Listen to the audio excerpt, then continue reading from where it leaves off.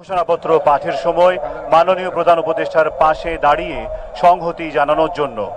শীর্ষ রাজনৈতিক দলের নেতৃবৃন্দকে সাথে নিয়ে এবারে জুলাই ঘোষণাপত্র পাঠ করছেন মাননীয় প্রধান উপদেষ্টা ডক্টর মোহাম্মদ ইউনূস।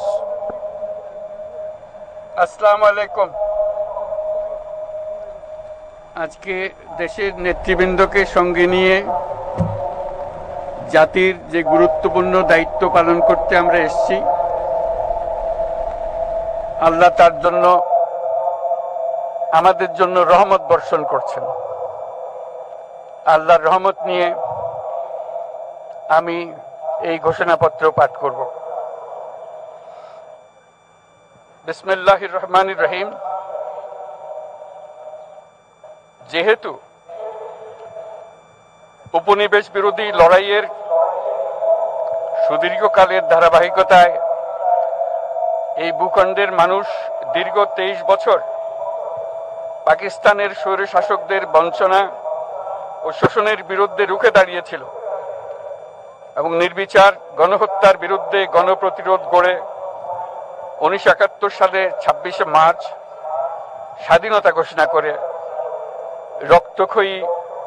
মুক্তিযুদ্ধের মাধ্যমে জাতীয় মুক্তির লক্ষ্যে বাংলাদেশ রাষ্ট্র প্রতিষ্ঠা করেছিল। এবং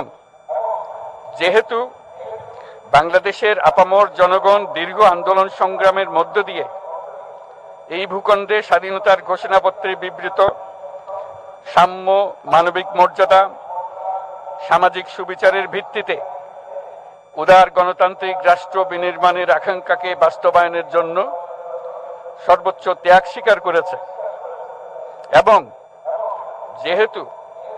স্বাধীন বাংলাদেশের 1972 সালের সংবিধান প্রণয়ন পদ্ধতি এর কাঠামোগত দুর্বলতা ও অপপ্রয়োগের ফলে স্বাধীনতা পরবর্তী আওয়ামী লীগ সরকার মুক্তিযুদ্ধের জন আকাঙ্ক্ষা পূরণে ব্যর্থ হয়েছিল এবং গণতন্ত্র ও রাষ্ট্রীয় প্রতিষ্ঠানগুলোর কার্যকারিতা ক্ষুণ্ণ করেছিল। এবং যেহেতু স্বাধীনতা পরবর্তী আওয়ামী লীগ সরকার স্বাধীনতার মূল মন্ত্র গণতান্ত্রিক শাসন ব্যবস্থার বিপরীতে বাকশাল নামে সাংবিধানিকভাবে একদলীয় শাসন ব্যবস্থা কায়েম করে এবং মত প্রকাশ ও বিচার বিভাগের স্বাধীনতা হরণ করে, যার প্রতিক্রিয়ায় 1975 সালের 7ই নভেম্বর দেশের সিপাহী জনতার ঐক্যবদ্ধ বিপ্লব সংগঠিত হয় এবং পরবর্তী সময়ে একদলীয় বাকশাল পদ্ধতির পরিবর্তে বহুদলীয় গণতন্ত্র, মত প্রকাশ ও বিচার বিভাগের স্বাধীনতা পুনঃপ্রবর্তনের পথ সুগম হয়। এবং যেহেতু 80-র দশকে সামরিক স্বৈরশাসনের বিরুদ্ধে দীর্ঘ 9 বছর ছাত্র জনতার অবিরাম সংগ্রামের মধ্য দিয়ে 1990 সালে গণ অভ্যুত্থান সংগঠিত হয় এবং 91 সনে পুনরায় সংসদীয় গণতান্ত্রিক শাসন ব্যবস্থার প্রবর্তন করা হয়। এবং যেহেতু দেশি বিদেশি চক্রান্তে সরকার পরিবর্তনের গণতান্ত্রিক প্রক্রিয়া ব্যাহত হওয়ায় 1/11 মতো ষড়যন্ত্রমূলক ব্যবস্থার মাধ্যমে বাংলাদেশে শেখ হাসিনার একচ্ছত্র ক্ষমতা, আধিপত্য এবং ফেসিবাদের পথ সুগম করা হয়। যেহেতু দীর্ঘ 16 বছরের ফেসিবাদী অগণতান্ত্রিক গণবিরোধী শাসন ব্যবস্থা কায়েমের লক্ষ্যে এবং একদলীয় রাষ্ট্র ব্যবস্থা প্রতিষ্ঠার অতি উগ্র বাসনা চরিতার্থ করার অভিপ্রায়ে সংবিধানে অবৈধ অগণতান্ত্রিক পরিবর্তন করা হয়, যার ফলে একদলীয় একচ্ছত্র ক্ষমতা ও আধিপত্য প্রতিষ্ঠার পথ সুগম হয়। এবং যেহেতু শেখ হাসিনার আওয়ামী লীগ সরকারের দুঃশাসন, গুম খুন, আইন বহির্ভূত হত্যাকাণ্ড, মত প্রকাশের স্বাধীনতা হরণ এবং একদলীয় স্বার্থে সংবিধান সংশোধন ও পরিবর্তন বাংলাদেশের সকল রাষ্ট্রীয় সাংবিধানিক প্রতিষ্ঠানসমূহকে ধ্বংস করে। এবং যেহেতু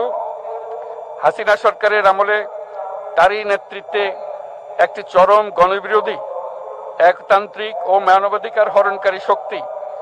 বাংলাদেশকে একটি ফেসিবাদী, মাফিয়া এবং ব্যর্থ রাষ্ট্রের রূপ দিয়ে আন্তর্জাতিকভাবে বাংলাদেশের ভাবমূর্তি ক্ষুণ্ণ করে এবং যেহেতু তথাকথিত উন্নয়নের নামে শেখ হাসিনার ফেসিবাদী নেতৃত্বে সীমাহীন দুর্নীতি, ব্যাংক লুট, অর্থ পাচার ও অর্থনৈতিক প্রতিষ্ঠানগুলিকে ধ্বংসের মধ্যে দিয়ে বিগত পতিত দুর্নীতিবাজ আওয়ামী লীগ সরকার বাংলাদেশ ও এর অমিত অর্থনৈতিক সম্ভাবনাকে বিপর্যস্ত করে তোলে এবং পরিবেশ, প্রাণ বৈচিত্র্য ও জলবায়ুকে বিপন্ন করে। এবং যেহেতু